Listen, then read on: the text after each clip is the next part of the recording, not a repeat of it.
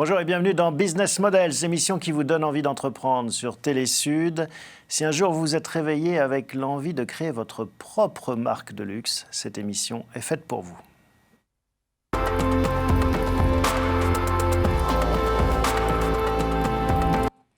Bonjour Isabelle Faoudia. Bonjour Thomas. Merci de nous rendre visite. On va évoquer votre aventure entrepreneuriale. On la pitch d'un mot, une marque de luxe justement. Une marque de luxe accessible qui fait les choses sérieusement sans se prendre au sérieux.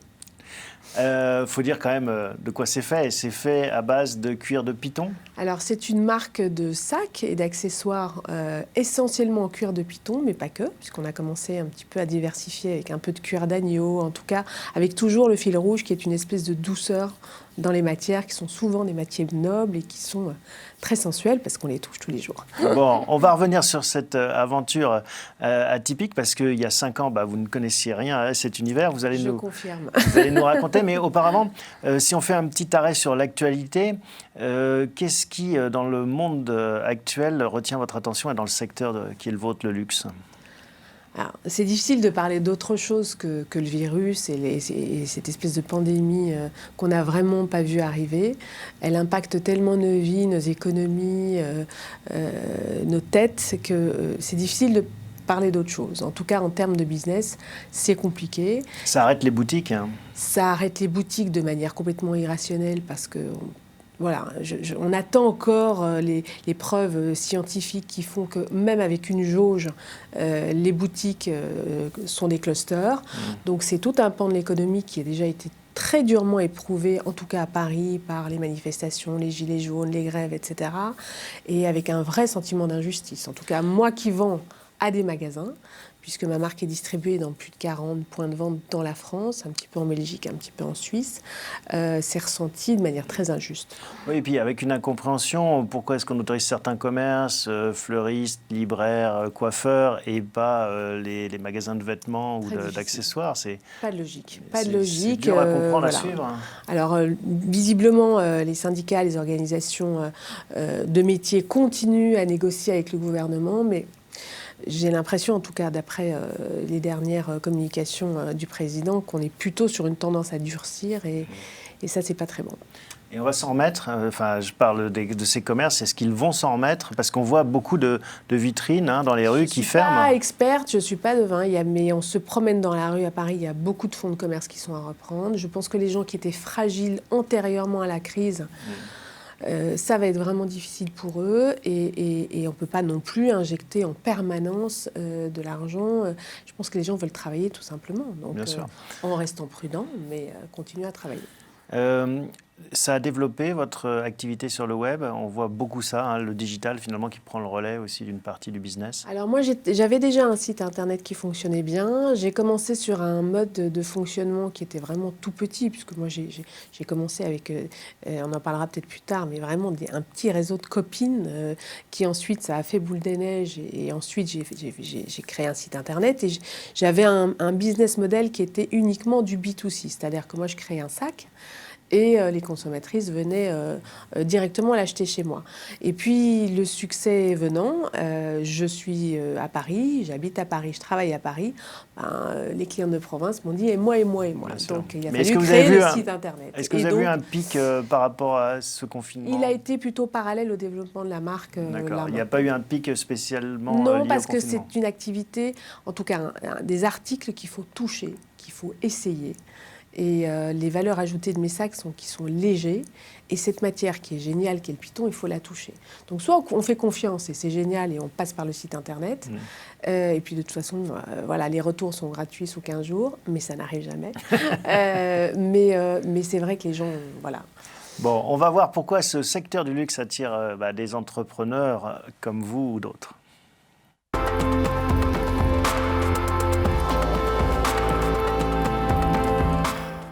Alors moi, il y a une question qui me taraude depuis toujours, c'est est-ce qu'on peut lancer une start-up du luxe? Parce que, en fait, souvent, les grandes maisons de luxe sont des vieilles maisons de cognac qui ont plus de 300 ans, des marques de mode qui ont plusieurs dizaines d'années, ou des maltiers qui ont, pareil, des siècles d'existence, enfin, en tout cas plusieurs dizaines d'années également. Est-ce qu'on peut s'improviser et créer cette espèce de saveur du luxe à partir de rien?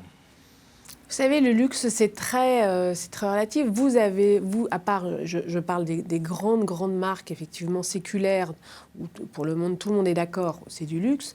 Finalement, chaque marque peut être le luxe de quelqu'un, et ce qui est le luxe pour vous n'est pas forcément le luxe pour moi ou quelqu'un d'autre.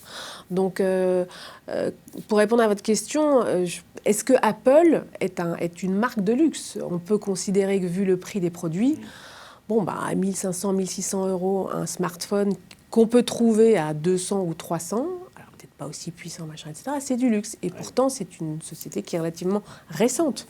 Donc moi, je ne me suis pas dit, je vais créer une marque de luxe. C'est du cuir exotique. Les prix sont à du luxe accessible, mais je pense qu'il ne faudrait pas réfléchir. Il faut juste se dire, est-ce qu'il y a un besoin? Est-ce qu'il y a une envie? Et souvent, la magie est au rendez-vous. Est-ce que vous voyez beaucoup d'entrepreneurs autour de vous qui sont attirés justement par ce secteur? Est-ce que ça fait rêver les entrepreneurs? Je ne sais pas si ça fait rêver les entrepreneurs. Je pense que soit on a une âme d'entrepreneur, et on est entrepreneur très tôt, et on crée, et on a souvent des gens qui nous suivent, soit on est entre guillemets un suiveur, et c'est pas très grave, et on peut être un très bon salarié, un très bon collaborateur, et on laisse les autres créer. Je pense qu'il y a la place pour tout le monde, vraiment. Il y a des opportunités, il y a des choses à créer finalement, à inventer sur ce territoire. Il y a toujours des choses à créer. Est-ce que vous avez vu des initiatives récentes, en dehors de la vôtre, bien sûr, dans ce secteur qui vous ont intéressé? Alors moi, il y a un truc que j'ai trouvé absolument génial. J'ai 2 enfants, j'ai 2 filles, dont une de 13 ans. Et souvent, avant de partir au collège, elle me dit « Maman, t'as pas 5 € pour mon goûter, pour ci, machin ». Ouais, c'est évidemment au moment où on est sur le pas de la porte, on a mal dormi, on n'a pas de cash, bref. 13 ans pour moi... Pas de goûter. C'est pas de goûter, faut pas exagérer, mais à 13 ans, je considère qu'elle est trop jeune pour avoir une carte bancaire. Je n'ai pas toujours de cash sur moi. Et un jour, je suis tombée sur une interview de parents qui avaient des problématiques similaires à la mienne, avec des filles du même âge. Et ils ont créé un petit boîtier qui représente une forme assez ludique. Ça peut être une baleine, un panda, etc., adapté aux enfants, qui permet de payer chez tous les commerçants, sans contact, jusqu'à 50 €. Donc, elle l'attache à ses clés. Et aujourd'hui, on est assez tranquille, il y a du sans contact absolument partout. Elle s'achète son goûter, son truc. Les parents ont une appli, connectée évidemment avec leur carte bancaire. On recharge. Si l'enfant perd son petit panda ou quoi que ce soit, ça peut être bloqué dans l'immédiat. Ça permet à l'enfant de comprendre la valeur de l'argent, de le gérer, et je trouve ça génial. Voilà. Bon, donc des belles innovations. Rien à voir avec le luxe. Non, mais bon, ça vous a interpellé. On va voir justement, on va s'intéresser à Isabelle Farrugia en tant qu'entreprise maintenant.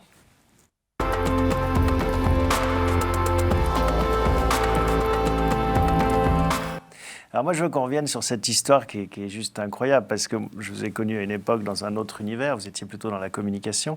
Et comment est-ce qu'un matin, vous êtes réveillé en disant « Tiens, je veux lancer une marque de mode ». Alors, je ne me suis pas vraiment levée en me disant ça. C'est souvent des concours de circonstances. Et comme vous l'avez dit, on a eu la chance de se croiser dans nos autres vies dans la com. Et c'est vrai que je travaillais pour une grande marque de lunettes. On peut dire qui, hein? On peut dire qui, voilà. J'ai eu la chance de travailler avec Alain Flelou pendant 13 ans. Et dans mes diverses activités de communication, il y avait une partie cadeau, une activité qui était très tournée vers le réseau. Et moi, j'ai toujours aimé les belles matières, le cuir, des choses très artisanales, mais très bien finies. Et donc, j'avais eu la chance de faire des carnets, des portefeuilles, des choses, etc. Et puis, quand j'ai décidé de partir de cette belle entreprise, je me suis dit, pourquoi pas? Qu'est-ce que j'aime? J'avais 50 ans, j'avais plus forcément envie de travailler de la manière dont j'avais travaillé. J'ai pas non plus un coup de foudre pour une personnalité qui m'aurait dit je vais retravailler avec le même rythme et la même passion. Et je me suis dit pour une fois, ça va être moi. Donc je me suis posé la question de ce que j'aimais. En feuilletant des magazines, je me suis dit, ça c'est pas mal, ça c'est pas mal. J'ai toujours été une passionnée de sacs. Mon mari me dit souvent que j'ai le PIB de l'Afrique dans mes armoires en sac parce que voilà, j'aime changer, j'ai toujours aimé ça. J'ai appris à marcher avec les anses d'un sac parce que ma maman me tenait les anses d'un sac. Et c'est comme ça que j'ai fait mes premiers pas. Donc, bon, voilà. Je me suis dit, voilà, faisons quelque chose. Donc, sans faire de la psychologie de bazar et de me dire que le sac, c'est l'utérus, le machin, le truc. Voilà, on va faire simple. Toutes les femmes, en tout cas, je connais la majorité des femmes, aiment les sacs et aiment changer de sac. Et d'ailleurs, vous dites, c'est une entreprise qui est née avec mes copines, en fait. Oui, parce que souvent, on s'est dit qu'on aimait changer de sac, qu'aujourd'hui, on a passé l'âge, justement, on parlait du luxe, d'avoir une belle pièce qui coûte très cher, qu'on vous a offert ou que vous avez choisi, mais souvent, elles sont lourdes. Et elles sont lourdes quand elles sont vides. C'est-à-dire aujourd'hui, je pense qu'une femme n'a plus la vie qui va avec le fait d'avoir un sac qui déjà pèse 3 kilos alors qu'on n'a pas commencé à mettre une épingle à cheveux dedans. Et c'est vrai qu'on l'a. Il est dans son armoire, mais on ne le sort pas. Aujourd'hui, les femmes, a fortiori à Paris, comme partout, elles marchent, elles sont actives, elles montent, elles descendent, etc. Depuis qu'on a touché, on a vraiment essayé ce qu'on appelle un cross-bag, c'est-à-dire avoir les mains libres. Pour moi, ça équivaut à la libération de la femme. Vraiment. Une nouvelle libération de la femme. Ouais. Et alors, comment vous êtes arrivé sur le python ? Parce que c'est pas J'avais envie de animal, quelque chose de très courant. doux. Je n'y connaissais rien. Alors, dans les cuirs exotiques qui sont très chers, dans l'imaginaire collectif, il y a le crocodile, qui est vraiment, pour le coup, très cher et intouchable. Et un jour, je suis vraiment tombée sur Instagram, sur un sac que je trouvais très, très beau. Je ne dormais pas la nuit. Je tombe amoureuse de ce sac. Il se fait que ce sac est en python. Je n'avais pas une appétence particulière pour le python, mais ça s'est fait comme ça. Et j'envoie un message Instagram à ce monsieur en disant « Est-ce que je peux l'acheter ?» Je me rends compte que ce monsieur me répond dans un anglais un peu indonésien. Et il m'envoie, il me dit « voilà, ça coûte tant. Voilà. » J'envoie de l'argent en Indonésie par Western Union, chose que je n'avais jamais fait. Mon mari me dit « Bon, t'auras jamais le sac et en plus tu vas perdre. Bon, c'est pas grave, voilà. Sauf que 15 jours après... C'est ça être entrepreneur, c'est prendre des risques. J'avais mon sac, voilà. Et quand j'ai porté ce sac, 4 femmes m'ont arrêté dans la rue en me disant « Mais ce truc est dingue, d'où ça vient ?» Donc c'est là que je me suis dit « Il y a peut-être un truc à faire. » Voilà. Et c'est pas facile de travailler avec du python, parce que c'est une espèce protégée par la Convention de Washington, non pas parce qu'il y a une pénurie de serpents, au contraire, il y en a même beaucoup, mais parce qu'il faut des autorisations et qu'il y a une traçabilité. Donc je me suis un petit peu renseignée pour savoir où il y avait du python, et effectivement il y en a beaucoup en Indonésie, donc j'ai laissé mon mari, mes enfants, et je suis partie toute seule en Indonésie faire un voyage la vraie aventure. Absolument. Et donc là, ça a été le déclic. Vous dites, tiens, je veux lancer une entreprise et je vais aller jusqu'au bout de la démarche. Je prends mon billet d'avion, je pars en Indonésie et j'essaye de trouver du sourcing. Fournisseurs déjà. Ouais. Voilà. Et en fait, mon premier fournisseur, ça a été facile parce qu'en fait, j'étais à Paris.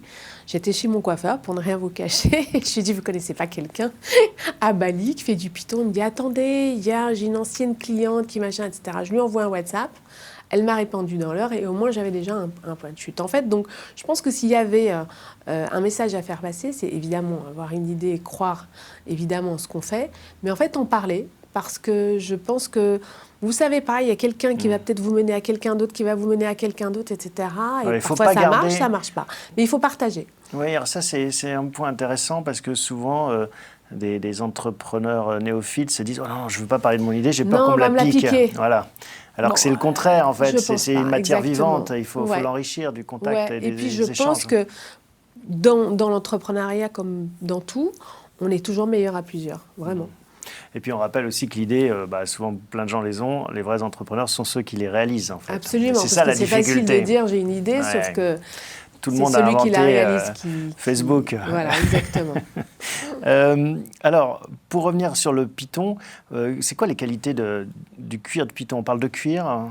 Oui, c'est un cuir, un cuir de serpent, mais c'est du cuir. Alors, c'est d'abord, donc il y a forcément des écailles, puisque c'est un serpent. Ça a une résistance absolue à tout.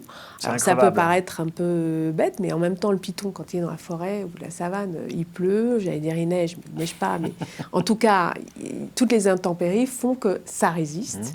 Donc, ce ne sera jamais troué. Ça peut être taché forcément si on met de l'huile ou voilà, mais c'est extrêmement résistant. La deuxième vertu que je lui trouve, c'est que vous ne pourrez jamais vous lasser d'un cuir de python parce qu'au plus vous allez le porter, au plus il va se patiner. Donc il va devenir de plus en plus doux. Donc ça a des vertus vraiment de durabilité, vraiment dans le temps, qui malheureusement pour moi, c'est increvable. Ça ne fait pas tourner le commerce. Voilà, hein. voilà. Donc après, une fois qu'on a dit ça, moi j'ai trouvé un fournisseur qui me permet d'avoir une variance de 80 couleurs de python. Donc je pense que je dois être à Paris, personne qui a le plus de possibilités de coloration, avec des possibilités de sur-mesure, et tout est peint à la main.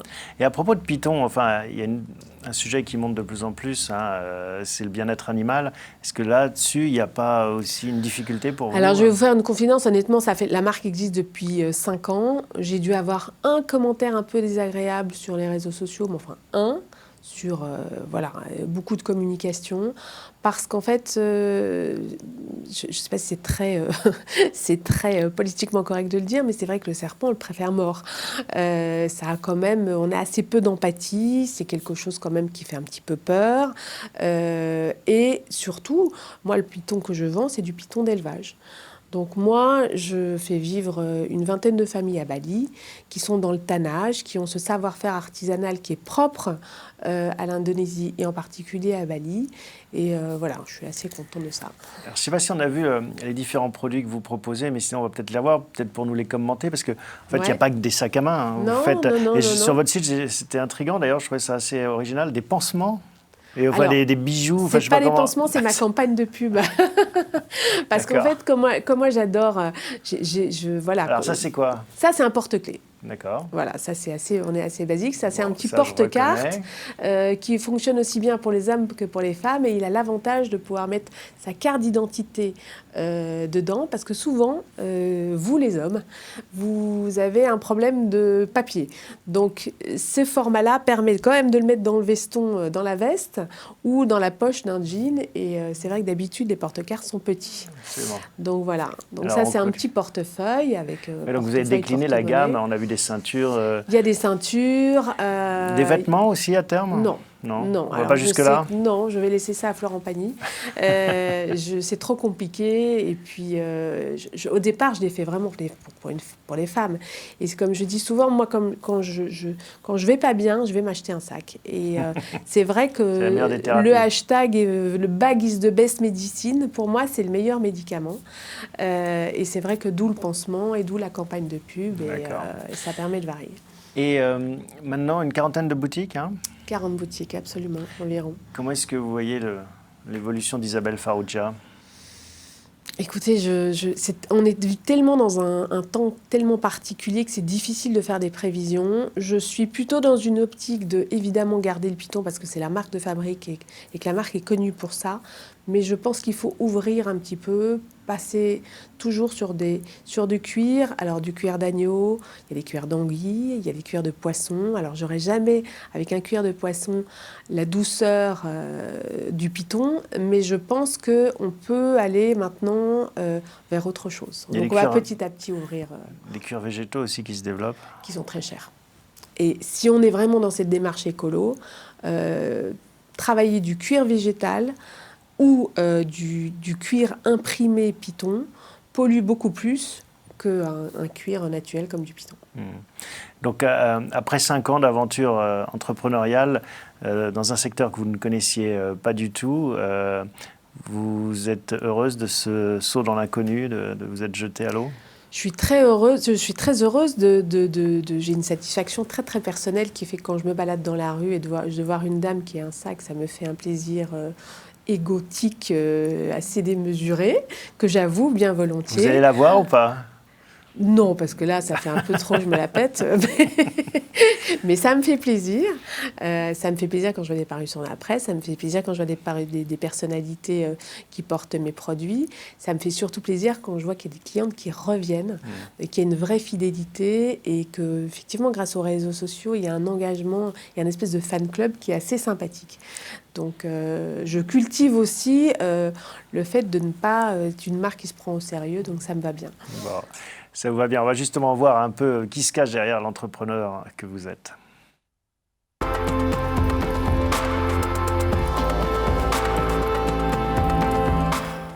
Donc on le sait, hein, entreprendre, c'est prendre des risques, aller vers une aventure. Prendre un billet d'avion, se retrouver en Indonésie comme ça, sans plus de repères que ça, c'est vraiment... c'est un acte fort.